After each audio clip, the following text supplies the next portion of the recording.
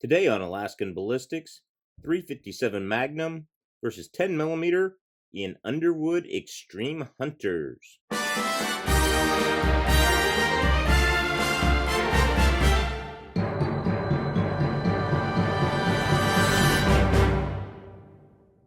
Welcome back to Alaskan Ballistics. My name is Chuck. I hope you're doing well today. Today we are shooting 10mm auto versus 357 Magnum in Underwood Xtreme Hunter series. Now, if you haven't seen this bullet before, I've already done a video chronographing it, and I got wildly different results than I did this time. Underwood's, lot-to-lot consistency isn't actually all that great in my opinion, so I'm going to just go ahead and call them out right now. Underwood, if you're watching or if somebody shares this with you, I'm going to go ahead and call this out. I love your ammo. I will continue to test and shoot it, and I buy it. So, but from lot-to-lot consistency, I've seen it in extreme penetrators, extreme defenders. Sometimes I'll gain 150 feet per second in the 6.5-inch barrel 10mm. Sometimes I'll gain 40 feet per second in the 6.5-inch 10mm, same type of ammo. So just something to be aware of for the future. I'm almost 100% certain that they get that 1700 feet per second that's on the box in an 8-inch barrel, because I've never had the revolver ammo get what it says it does on the box. We'll be shooting them out of the 6-inch Ruger GP100 and the 6.5-inch KKM barrel Glock Model 40. I did have the standard barrel with me, but the KKM barrel is safer for the high pressure rounds, number one. And I filmed some, and I didn't get good chronograph results because the light was fading, and I thought I had enough light, and I didn't. So I didn't use the standard barrel, and I ended up only having enough ammo to refilm to use the 6.5-inch KKM barrel, which is how I'm going to carry this gun. You can subtract 30 to 60 feet per second for the standard barrel. That's kind of where it's going to be at, probably more like 40 feet per second at the most. So somewhere in there, that's what it's going to be. If you're not familiar with the rounds, here are the rounds. You can see their cavitation right there is a lot different than Extreme Penetrator or Extreme Defender. It's meant to penetrate less than an Extreme Penetrator, but more than an Extreme Defender. And the whole point of it is to be able to penetrate well into a deer-sized animal or even a bigger animal that's not too big, but give you a lot of hydrostatic shock from the flutes in the front. And you can see they both have a little indentation in the front. That's to help on lever actions here. But actually, somebody is making a lever action 10mm nowadays, a custom shop. I forgot who they are. That'd be cool if they sent me one to test. Anyway, that's what the rounds look like. Let's get out and shoot. All right, 10mm Extreme Hunters, 6.5-inch KKM barrel. Sorry I don't have the original barrel with me. I tried to film it with the original barrel. The footage didn't turn out, and now I don't have enough ammo left out of these couple of boxes. So here we go, over the chronograph.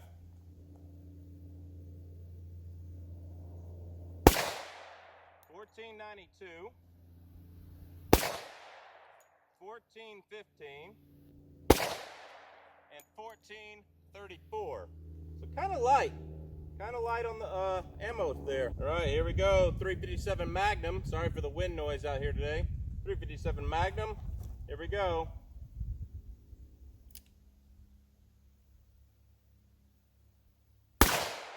$15.96,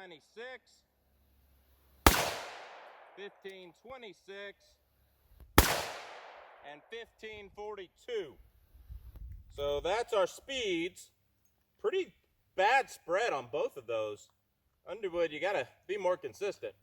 Not always the ammo's fault, but still. So here is our add up slide. As you can see, not very good standard deviations within 3 shots. They had an extreme spread pretty high there. I didn't put that in the chart, but you can go back and look at it. Average muzzle velocity, barely over what the box said with the Glock Model 40 6.5-inch KKM barrel. A little bit under, a lot under what the box said with the 357 Magnum, the 6-inch barrel. So not totally impressed. Really disappointed in Underwood lately. Lately, since the pandemic, a lot of their stuff has not been chronographing what it should. Here's the case in point. This is from an older video where we did 6 barrel links with the Extreme Hunter. The 6.5-inch KKM barrel got over 200 feet per second more. That's crazy, Underwood. I'm calling you out. Calling you out. You're not loading to 10mm standards anymore, and you're not putting enough powder charges or consistent powder charges in your stuff. Calling you out, Underwood. All right. The 120 grain Extreme Hunter and the 357 Magnum 6-inch barrel. We got soda jugs, ribs, soda jugs, water bottles on the side to catch it, dirt bag in the back. Let's see, we got 8 soda jugs and 1 water bottle and gallon water bottle in the back of that. And then we've got the dirt bag. So here we go.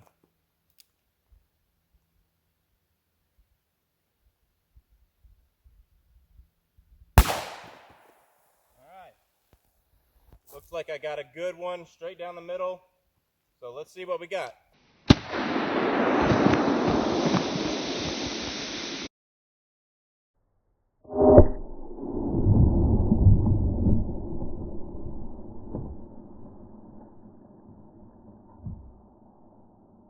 All right, there's our meat. Got it right in the middle of the meat there. So you can see it folded over on itself, but it was close to dead center. 1, 2, 3 jugs off the table. There were 8 and there's only 4 left on the table. So, oh, there it is, way over there. 4 jugs off the table. Looks like we got pretty close to darn center. That bullet doesn't look like it came out. It's in that 4th jug. It's in that 4th water jug. Here we go. Let me pour it out for you here. Nothing like pork and soda to attract flies all over your table. And there we go. There's our bullet. Let's get it back to the house, weigh it, measure it, all that jazz. Let's do it. Here's the 10mm. A little bit heavier bullet. Here we go. All right, looks like we got a good shot. I think it went through more. Let's check it out.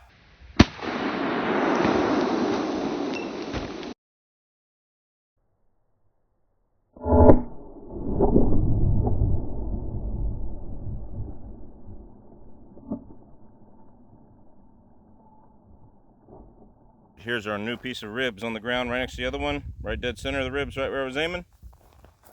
And it looks like that it went in and out of the 5th one, but it deflected and did not go into the 6th one. So it went in and out of the 5th, but it deflected probably to the right.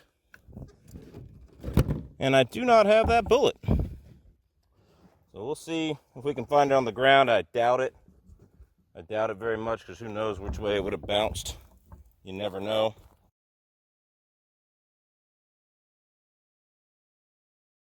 Here we go, 10mm versus 357 Magnum. Take like 5. All right, second take today. 10mm, hopefully we won't lose this bullet. All right, this is the last shot I'm taking. I have a bullet at home that we found. Couldn't find the first bullet, so here we are. It did go through more the last time. Here we go. All right, let's see what we got.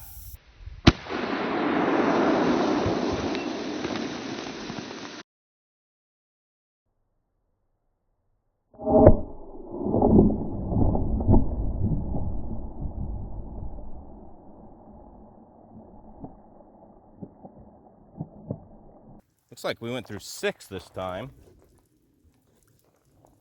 No, yeah, it's in the bottom of the 6th one. This time it actually had enough energy to penetrate the 6th one of these. Went through the middle of the ribs just like I'd aimed. So the 357 Magnum got stuck in the 5th. The first try on the 10mm got stuck in the, went through the 5th. The second try on the 10mm got stuck in the 6th. So once again, the 10mm penetrates more. So just about every video we do, even if the numbers are better on the 357 Magnum, the 10mm penetrates more. Okay, so that was definitely some interesting results. Tell us what you think about the rounds in the comment section. I think they're good rounds for hunting. Would I really want these over like a 10mm 200 grain XTP? That's a good question. Or like a 158 grain XTP. Really, for hunting, I still like the hard cast. Underwood still makes good hard cast rounds. A little disappointed in the consistency of the rounds from lot number to lot number, especially. A little disappointed it's hard to find the 357 mag here in Alaska, or even the 44 mag sometimes. So a little disappointed. I think they need to like step up production for these calibers in Alaska. But I'm sure they're like everybody else, they're doing the best they can. Thank you very much for watching. Don't forget to support the channel by sharing, subscribing the video. And also go to my MeWe page for all my affiliate links on the cool stuff. And then you can also check out the affiliate links down below. You can help us out on Patreon. You can buy a t-shirt down below. We've got that going on. So guys, thank you very much. God bless. Take care. We will see you at the range.